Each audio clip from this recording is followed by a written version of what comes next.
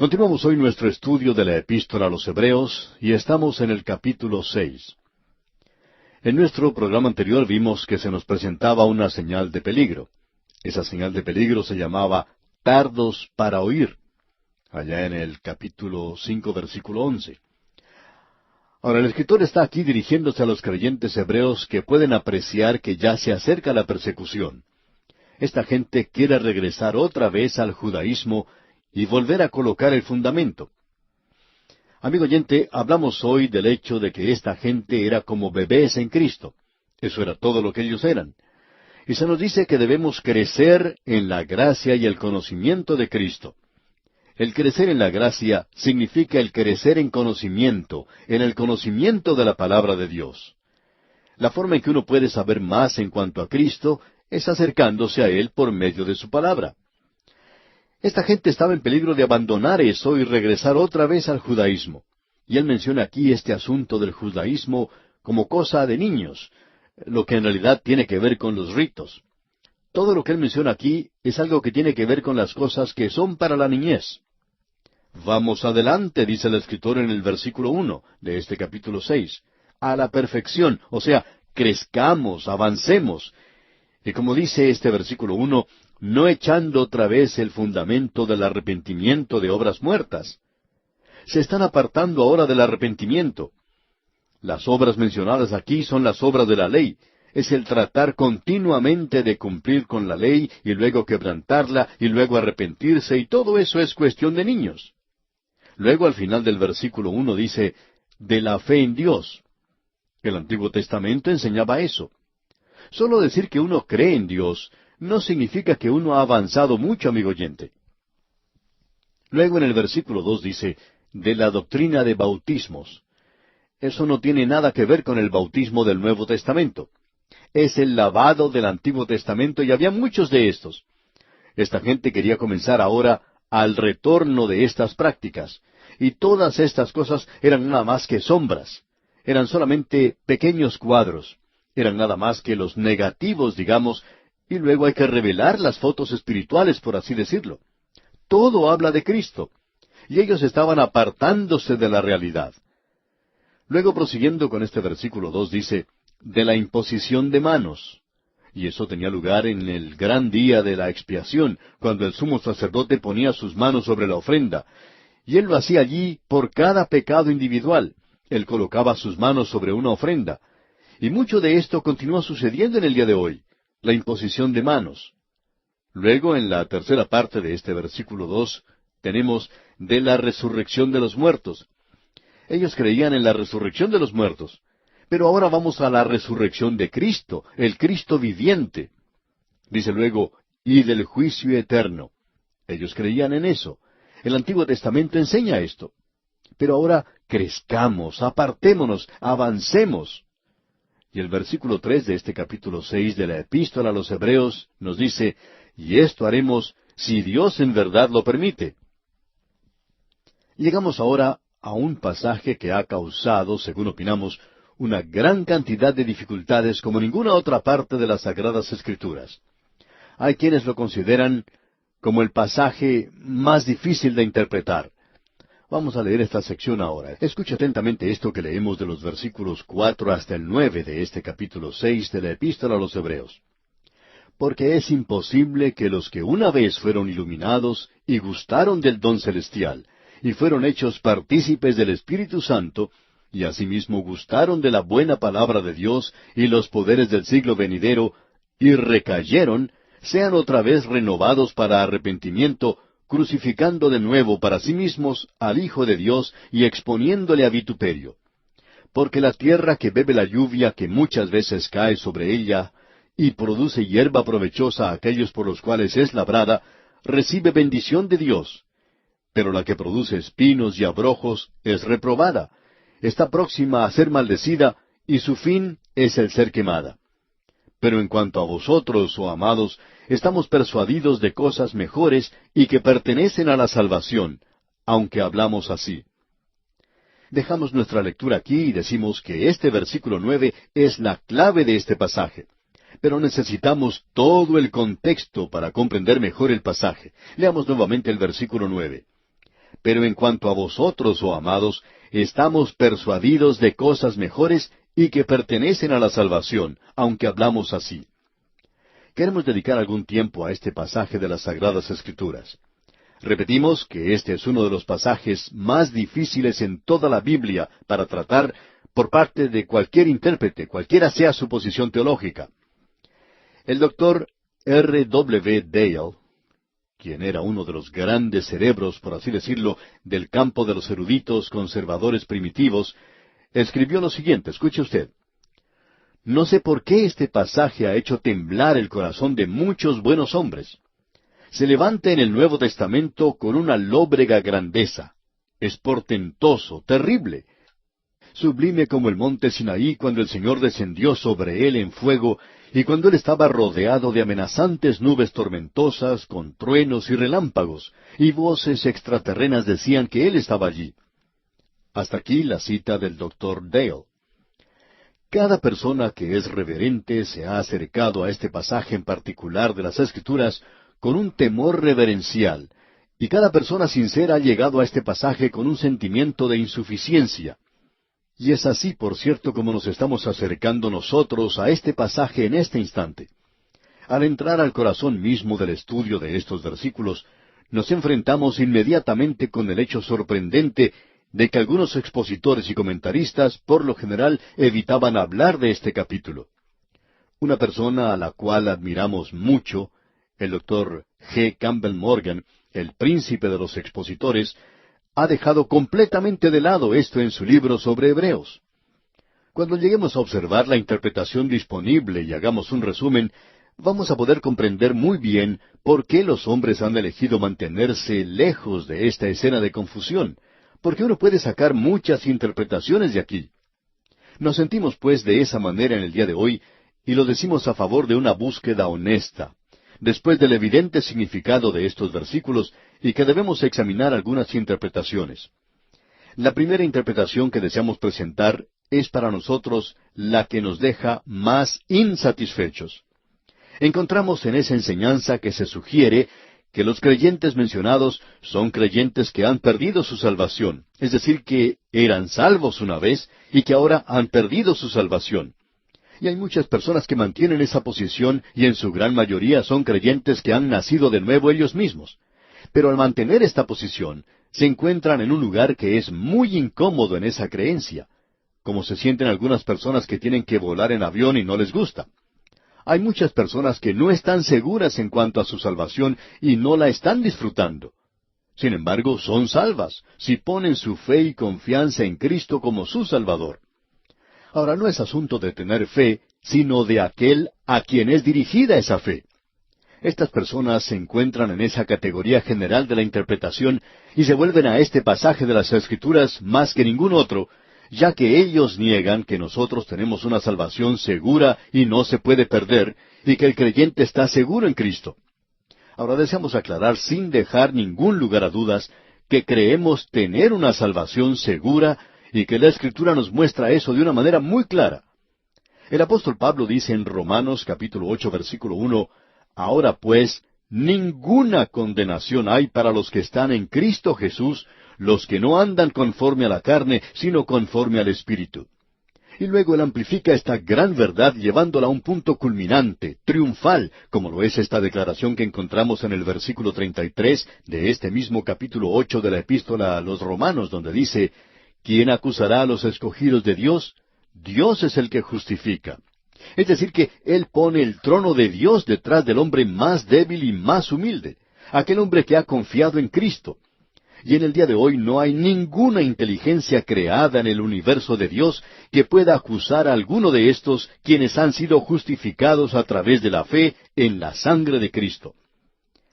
El apóstol Pablo continúa hablando en esa epístola a los Romanos capítulo 8 versículo 34 y dice, ¿Quién es el que condenará? Cristo es el que murió, mas aún el que también resucitó. Esa es la segunda cosa.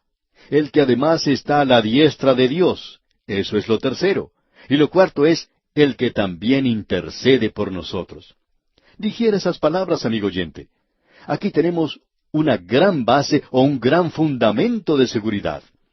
Luego leemos en los versículos 35 al 39, ¿quién nos separará del amor de Cristo? ¿Tribulación, o angustia, o persecución, o hambre, o desnudez, o peligro, o espada? Como está escrito, por causa de ti somos muertos todo el tiempo, somos contados como ovejas de matadero. Antes, en todas estas cosas, somos más que vencedores por medio de aquel que nos amó. Por lo cual estoy seguro de que ni la muerte, ni la vida, ni ángeles, ni principados, ni potestades, ni lo presente, ni lo porvenir, ni lo alto, ni lo profundo, ni ninguna otra cosa creada, nos podrá separar del amor de Dios que es en Cristo Jesús, Señor nuestro. ¿Puede usted mencionar, amigo oyente, alguna cosa que él no menciona aquí en este pasaje? ¿Puede mencionar usted alguna cosa que pudiera separarle a usted del amor de Cristo? Amigo oyente, esto lo incluye todo.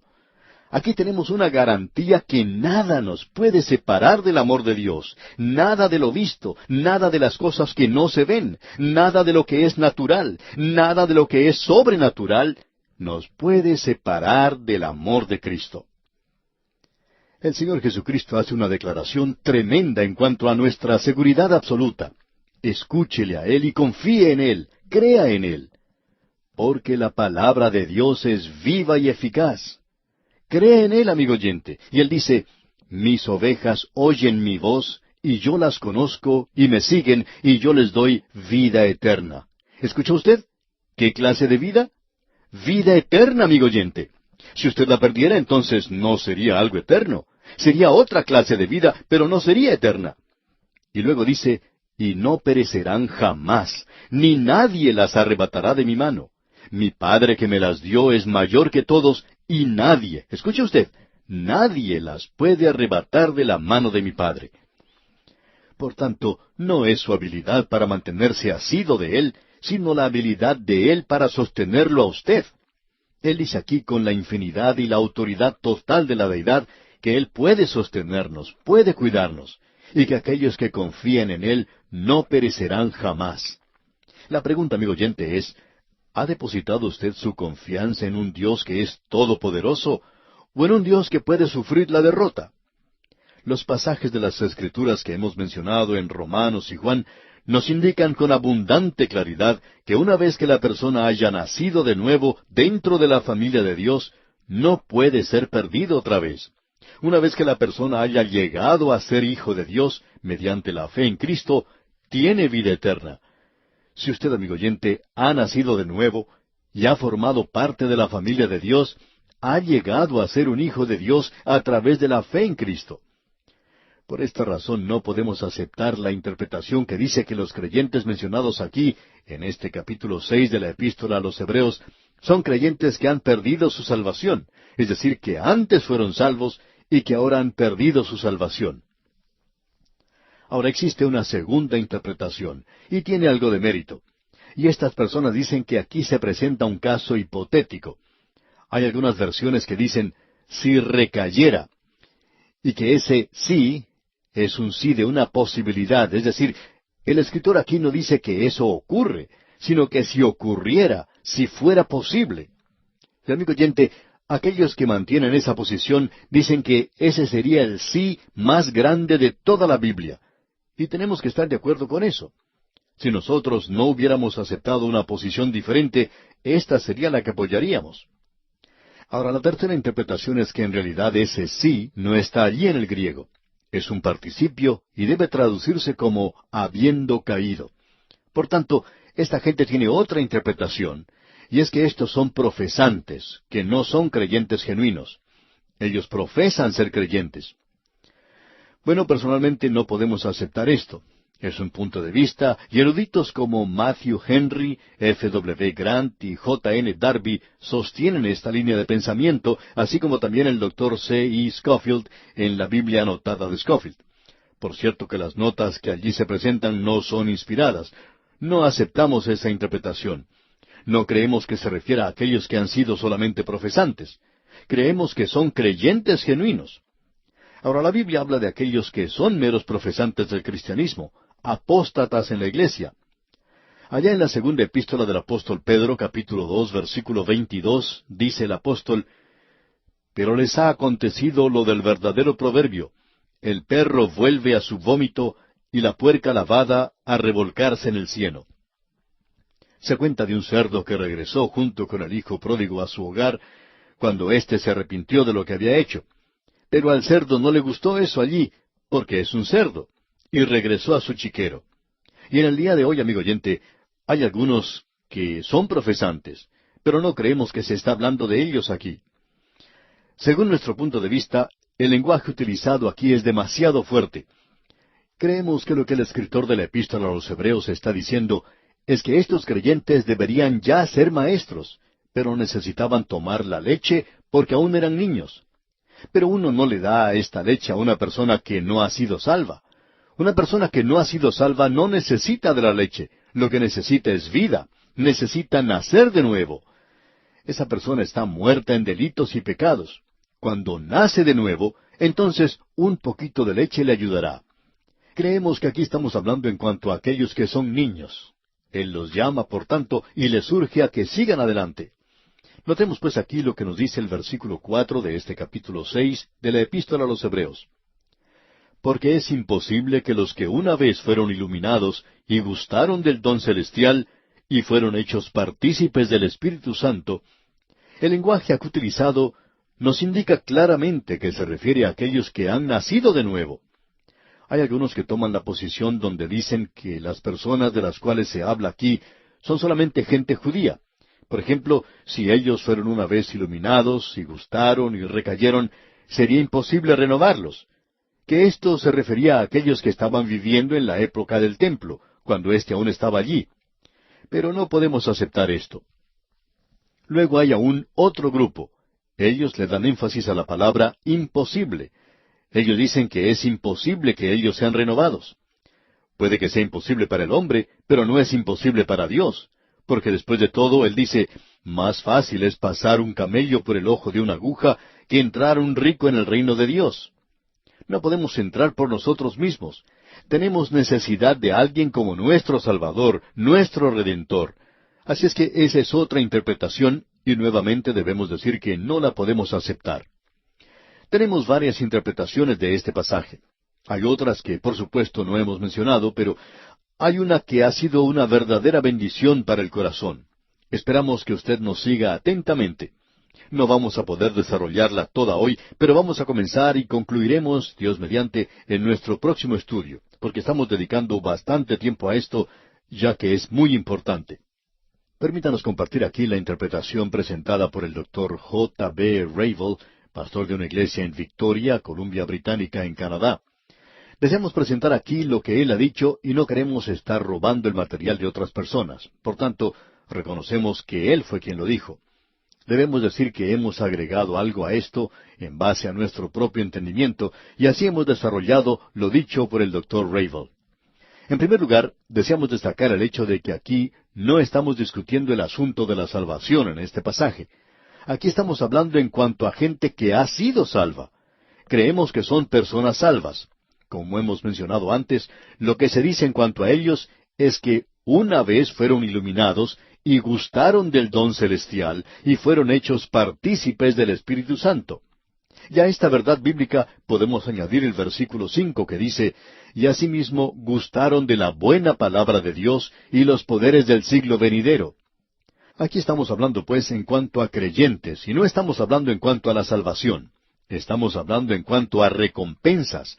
Y en el versículo 6 no dice de ser renovados para salvación otra vez, sino que sean otra vez renovados para arrepentimiento. Y el arrepentimiento es lo que Dios le ha dado a los creyentes que hagan. Usted puede leer las cartas escritas a las 7 iglesias de Asia en los capítulos 2 y 3 de Apocalipsis. Allí se dice a cada una de esas iglesias, a los creyentes, que se arrepientan. Ese es el mensaje para los creyentes. Ahora estamos hablando aquí de lo que los creyentes deben hacer para la recompensa, y estamos hablando en cuanto al fruto de la salvación, no en cuanto a la raíz de la salvación. Y en el versículo 9 de este capítulo 6 leemos, pero en cuanto a vosotros, oh amados, estamos persuadidos de cosas mejores y que pertenecen a la salvación, aunque hablamos así. Él no ha estado discutiendo o argumentando en cuanto a la salvación, sino en cuanto a las cosas que acompañan la salvación, aunque hablamos así. Él está hablando del fruto de la vida del creyente y de la recompensa que él recibe como resultado, y él discute la posibilidad de que a causa de su vida existe el peligro de que ellos pierdan esa recompensa. Eso es todo lo que este pasaje indica, y existe un peligro en cuanto a todas sus obras. Y como dice el apóstol Pablo en su primera epístola a los Corintios, capítulo 3, versículo 13, la obra de cada uno se hará manifiesta, porque el día la declarará, pues por el fuego será revelada, y la obra de cada uno, cual sea, el fuego la probará. El fuego, amigo oyente, quema. La obra que usted está realizando hoy por Cristo va a ser probada por medio del fuego. Y todas esas cifras que muchos utilizan al mencionar cuántas personas se han convertido, eso va a ser puesto en el fuego, y eso va a crear un fuego ardiente, amigo oyente. Y va a poder contemplarse desde una larga distancia, porque no es otra cosa sino heno y hojarasca. Y vamos a tener que hablar en cuanto a la obra que hemos hecho por el Señor Jesucristo. Amigo oyente, eso va a ser probado por medio del fuego, y el escritor a los Hebreos menciona eso aquí. No estamos pues hablando en cuanto a la salvación, y nos gustaría grabar eso en los corazones de los creyentes, que cuando nosotros presentemos nuestro todo ante el tribunal de Cristo, cuando nos presentemos, no va a ser una experiencia dulce como agua azucarada, donde el Señor Jesucristo nos va a dar una palmadita en la espalda y va a decirnos, bueno, tú has sido una persona muy buena en la escuela dominical, no perdiste ni un solo domingo durante 20 años. Ah, eres una persona maravillosa. Amigo oyente, Él va a hacer las cosas mucho más profundo que eso, y Él le va a probar a usted para ver si usted en realidad tiene algún fruto en su vida. ¿Ha crecido usted en el conocimiento y en la gracia del Señor, amigo oyente? ¿Ha sido usted un testigo por Él? ¿Ha sido su vida de algún valor para Él? ¿Ha sido usted una bendición para otras personas? Mi amigo creyente, no voy a decir que tengo muchas ganas de estar ante ese tribunal de Cristo, porque Él me va a desmenuzar allí. No para mi salvación, porque yo ya soy salvo, pero Él va a descubrir si yo recibo una recompensa o no. De eso es de lo que se habla aquí. Continuamos hoy, amigo oyente, nuestro recorrido por este capítulo 6 de la Epístola a los Hebreos, y proseguimos también en este pasaje en particular con un espíritu de oración, orando al Señor que Él nos ayude a comprender este pasaje de las Escrituras. Quisiéramos volver a decir algo que ya dijimos antes en cuanto a este pasaje, que aquí no estamos hablando en cuanto a gente que pierda su salvación, porque no hay tal cosa. La salvación ni siquiera es el tema aquí. Aquí se habla de aquellos que recayeron, sean otra vez renovados para arrepentimiento, no para salvación. Ahora en el versículo 9 leemos, pero en cuanto a vosotros, oh amados, estamos persuadidos de cosas mejores y que pertenecen a la salvación. Él está hablando aquí en cuanto a aquellas cosas que pertenecen a la salvación, que le acompañan. Hay un lugar para las buenas obras, porque Él nos va a juzgar en el tribunal de Cristo. Él está hablando aquí del fruto de la vida del creyente, porque de eso es de lo que Él habla. En el versículo 7 y la primera parte del versículo 8 de este capítulo 6 de la Epístola a los Hebreos, leemos, porque la tierra que bebe la lluvia que muchas veces cae sobre ella, y produce hierba provechosa a aquellos por los cuales es labrada, recibe bendición de Dios. Pero la que produce espinos y abrojos es reprobada. Vamos a notar aquí varios pasajes en las Escrituras. Cuando Pablo le escribió a Tito, a ese joven predicador, le dijo allá en el capítulo 3 de la Epístola a Tito, versículo 5, nos salvó, no por obras de justicia que nosotros hubiéramos hecho, sino por su misericordia. Cuando uno lee esto, uno pensaría que el apóstol Pablo no le está dando mucha importancia a las buenas obras. Pero cuando uno lee el versículo 8 de este mismo capítulo 3 de la Epístola a Tito, puede apreciar algo más. Él dice, para que los que creen en Dios procuren ocuparse en buenas obras. Las buenas obras no entran en el asunto de la salvación, pero cuando uno llega a ser hijo de Dios a través de Cristo, entonces las buenas obras asumen mucha importancia. Ellas son de suma importancia. Es muy importante, si usted es creyente, que usted viva una vida como creyente. Es esencial que usted lo haga. Cierto profesor de universidad discutía un problema en cuanto a la psicología. En el pasado, en las universidades, se discutía en cuanto a qué sería más importante, si lo que uno heredaba de los padres o el medio ambiente. Bueno, el profesor de psicología de entonces tenía una respuesta bastante estimulante. Él decía que antes de nacer uno, lo que heredaba de los padres era lo importante, pero después de haber nacido, entonces el medio ambiente era algo de mucha consideración. Pues bien, observemos esto. Antes de que usted llegue a ser un hijo de Dios, antes de haber nacido de nuevo, las obras no tienen nada que ver. Usted no las puede traer a Dios porque Él no las va a aceptar.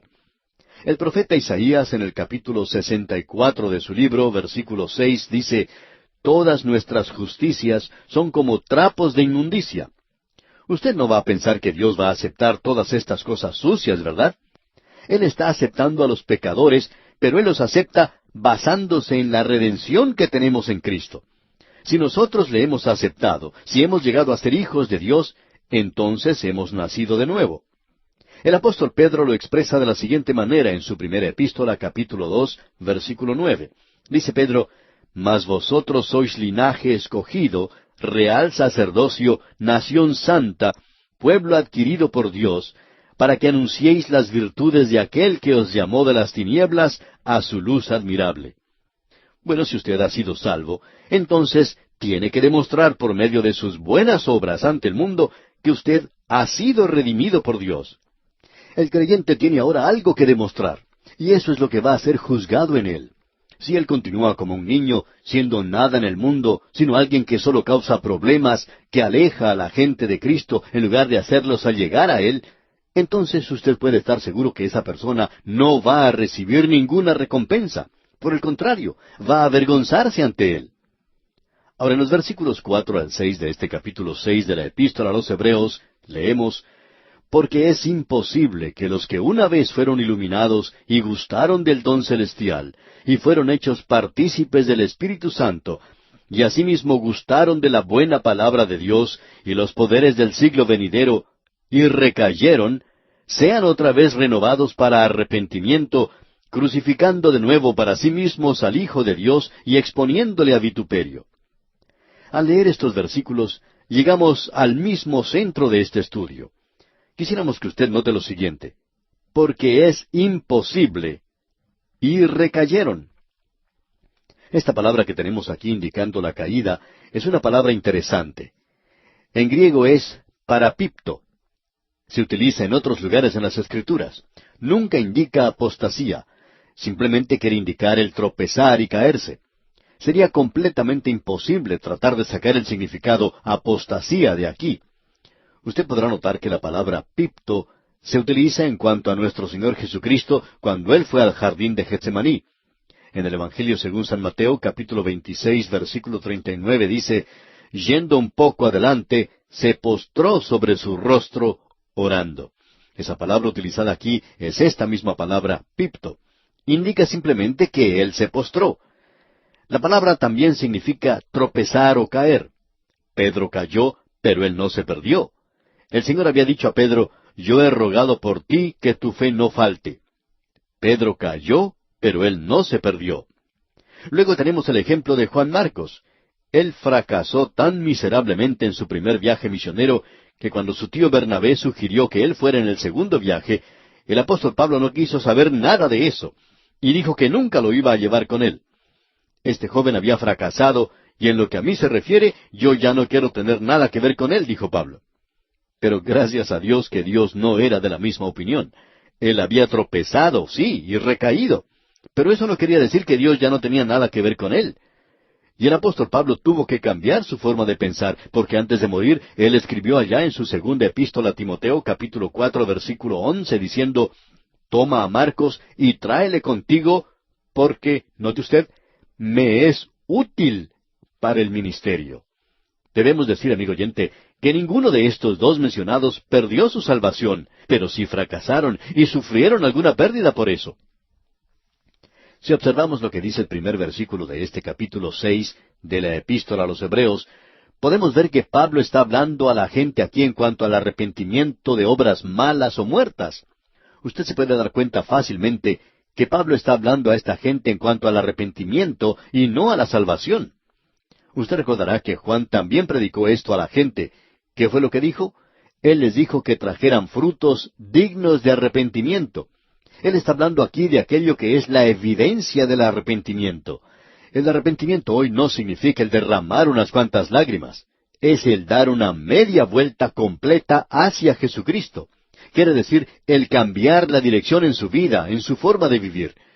Muchos de estos creyentes estaban regresando a los sacrificios del templo de aquella época, y el escritor a los Hebreos les está advirtiendo del peligro de esto.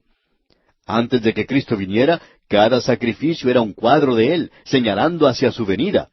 Pero después que Cristo vino y murió en la cruz, aquello que Dios había mandado hacer en el Antiguo Testamento ahora se convierte en pecado. Usted puede apreciar que esa gente se encontraba en un punto estratégico del tiempo y de la historia.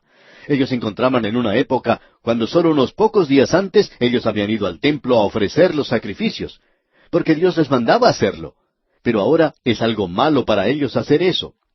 Si usted llegara a ofrecer un sacrificio de sangre, amigo oyente, usted estaría sacrificando nuevamente al Señor Jesucristo, porque usted estaría diciendo que cuando Él murió hace más de 2000 años, no sirvió de mucho eso, y que usted todavía necesita hacer un sacrificio para cubrir sus pecados.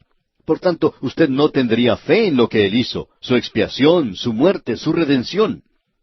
Alguien ha dicho que hoy nosotros o crucificamos o coronamos al Señor Jesucristo por medio de nuestras vidas.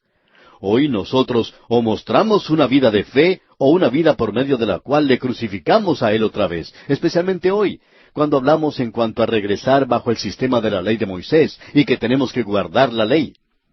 Es un asunto muy serio el regresar a estas cosas. Observemos nuevamente esta palabra que indica el caerse o postrarse. Esa palabra que tenemos ante nosotros es un genitivo absoluto. Habiendo caído. Recayeron, dice aquí. Sería imposible renovarlos nuevamente para arrepentimiento. ¿Por qué? Bueno, estamos hablando en cuanto al fruto de la salvación.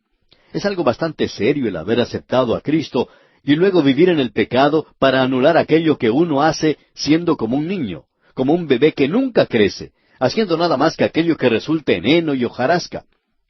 El apóstol Pablo señaló lo mismo en un lenguaje un poco diferente cuando escribió a los Corintios. Y él dice, porque nadie puede poner otro fundamento que el que está puesto, el cual es Jesucristo.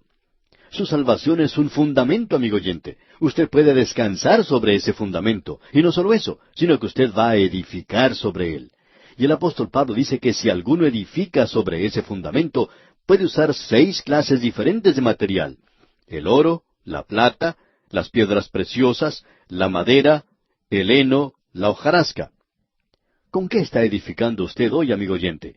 ¿Está usted edificando con madera, con heno o con hojarasca? Hay mucha obra de la iglesia hoy que no es otra cosa sino madera, heno y hojarasca. Nos gusta organizarnos mucho hoy. Tenemos comités para esto y para aquello, pero en realidad debemos ver si nuestras vidas cuentan para Dios. Habrá gente en el cielo, amigo oyente, que podrá señalarle a usted y decirle, a causa de su vida, a causa de su testimonio, yo estoy aquí, porque usted me presentó la palabra de Dios. ¿Habrá alguien así, amigo oyente? Porque Él dice, ustedes deberían ser ya maestros en este mundo, pero ahora ustedes necesitan que alguien les vuelva a enseñar.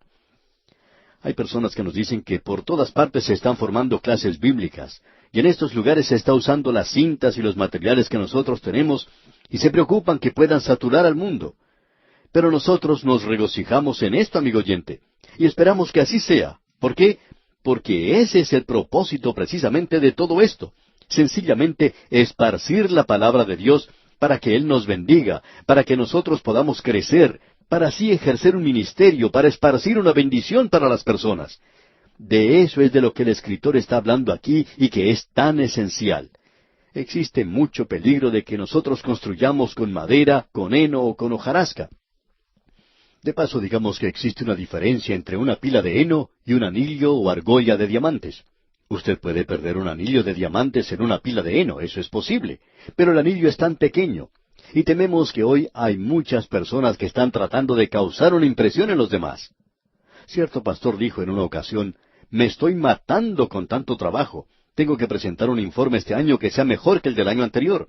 Tenemos que aumentar la cantidad de miembros de la iglesia y la cantidad que se da para las misiones.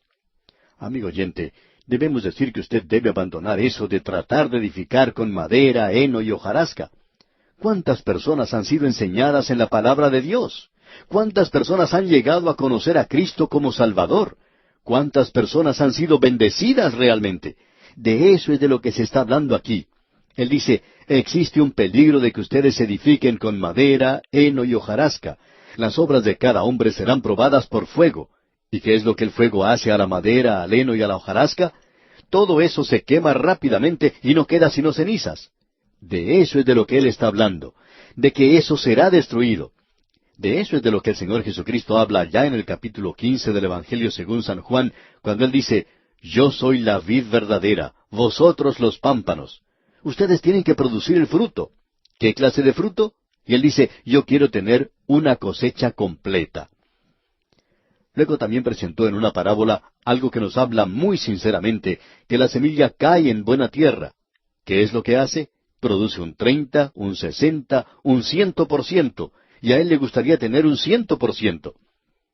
Él dice ahora, aquí tenemos una rama que no da fruto. ¿Qué vamos a hacer con esto? Él la quitará de ese lugar de donde tiene que estar dando fruto. Amigo oyente, Él está haciendo eso hoy mismo. En los años que hemos estado sirviendo al Señor, hemos podido observar muchas cosas. Hemos podido ver a gente trabajando con madera, con heno y hojarasca, y también hemos visto a hombres trabajando con oro. Cierta persona era muy respetada en la comunidad donde vivía, pero luego comenzó a hacer algunas cosas deshonestas, y no quisiéramos ir a la presencia del Señor de la misma manera en que tiene que ir este hombre. Debemos decir que él ha perdido su testimonio, y aún así era una persona con un don, una persona a la que es prácticamente imposible dejar de estimar y de querer. Tenemos que tener mucho cuidado, amigo oyente, en cuanto a nuestra vida cristiana. No podemos hacer esto por nosotros mismos. Necesitamos reconocer que el Señor es la vid verdadera, y si vamos a tener algo de vida, tiene que venir de Él. Si vamos a tener algún fruto, tiene que venir de Él. Solo puede pasar a través de nosotros. Eso es todo lo que es el pámpano. No es otra cosa sino una rama que conecta. Eso es todo. Conecta con la vid y luego produce fruto. De eso es de lo que Él está hablando aquí. Veamos nuevamente lo que Él está diciendo aquí en el versículo 6 de este capítulo 6 de la Epístola a los Hebreos. Y recayeron, sean otra vez renovados para arrepentimiento, crucificando de nuevo para sí mismos al Hijo de Dios y exponiéndole a vituperio. Amigo oyente, uno puede derramar todas las lágrimas que quiera, pero usted ha perdido su testimonio. Cierto pastor que había tenido algo que ver con una mujer que no era su esposa, ya no podía hacer nada. Él había tratado de ir a diferentes lugares a trabajar, pero no podía hacerlo. Él había perdido su testimonio. Ya no podía trabajar allí. Amigo oyente, el escritor de esta epístola a los Hebreos nos habla de eso aquí, que es imposible renovarlos a ellos para arrepentimiento. No dudamos de la salvación, pero debemos decir esto, que es un individuo muy talentoso, un hombre que podría ser usado ampliamente por Dios, pero inutilizado. Y aquí dice, crucificando de nuevo para sí mismos al Hijo de Dios y exponiéndole a vituperio. Amigo oyente, en cualquier momento en que usted agregue sus obras a su salvación, en cualquier oportunidad en que usted diga, yo soy un hijo de Dios que ha nacido de nuevo y que luego vive como Satanás, entonces está crucificando otra vez al Hijo de Dios. Porque Él vino para darle a usted una redención perfecta y para permitirle a usted que por medio del Espíritu Santo sea lleno del Espíritu de Dios para vivir para Dios. Ahora en el versículo 7 de este capítulo 6 de la Epístola a los Hebreos leemos, porque la tierra que bebe la lluvia que muchas veces cae sobre ella y produce hierba provechosa a aquellos por los cuales es labrada, recibe bendición de Dios. Estas hierbas traen una bendición para el hombre y son algo delicioso para comer. Pero escuche bien lo que dice aquí el versículo 8. Pero la que produce espinos y abrojos es reprobada, está próxima a ser maldecida, y su fin es el de ser quemada. La palabra reprobada aquí es la misma que utilizó el apóstol Pablo cuando dijo, sino que golpeo mi cuerpo y lo pongo en servidumbre, no sea que habiendo sido heraldo para otros, yo mismo venga a ser eliminado. O podríamos decir rechazado o reprobado. Pablo dice, cuando yo llegue a su presencia, yo no quiero ser reprobado. Yo no quiero que el Señor Jesucristo me diga que he fracasado, que Él diga, tu vida debió haber sido un buen testimonio y no lo es. Y amigo oyente, usted va a escuchar estas palabras si usted no está viviendo para Él. Alguien necesita decir estas cosas. Ahora sabemos que no es algo muy popular. Es mucho más popular hoy el escuchar buena música y leer algún poema y citar las palabras de Juan capítulo 14 y versículo 20 y algunos salmos. Son cosas maravillosas. ¿Y cuánto las necesitamos? Pero amigo oyente, usted va a tener que presentarse ante Él algún día, o quizás sea en el día de hoy, y rendir cuentas. Y aquí en la epístola a los Hebreos se nos dice que podemos ser reprobados. Y gracias a Dios que el apóstol Pablo podía decir al final de su vida, he acabado la carrera, he guardado la fe. Por lo demás, me está guardada la corona de justicia. Ah, amigo oyente, el vivir para Dios hoy. Usted tiene que amarle a Él. Aquí tenemos la clave en el versículo 9. Estamos persuadidos de cosas mejores y que pertenecen a la salvación, aunque hablamos así. El apóstol dice, yo estoy persuadido de que ustedes van a vivir por Dios, y que ustedes no van a ser niños en Cristo, sino que van a crecer, que pertenecen a la salvación, aunque hablamos así. Y luego el versículo 10 dice, porque Dios no es injusto para olvidar vuestra obra y el trabajo de amor que habéis mostrado hacia su nombre, habiendo servido a los santos y sirviéndoles aún. Una obra de amor no salva. Si usted es salvo, esta es la recompensa que usted recibirá, habiendo servido a los santos y sirviéndoles aún. Aquí es donde vienen las buenas obras. Son, por cierto, una parte importante de la vida del creyente, pero no tienen nada que ver con la salvación.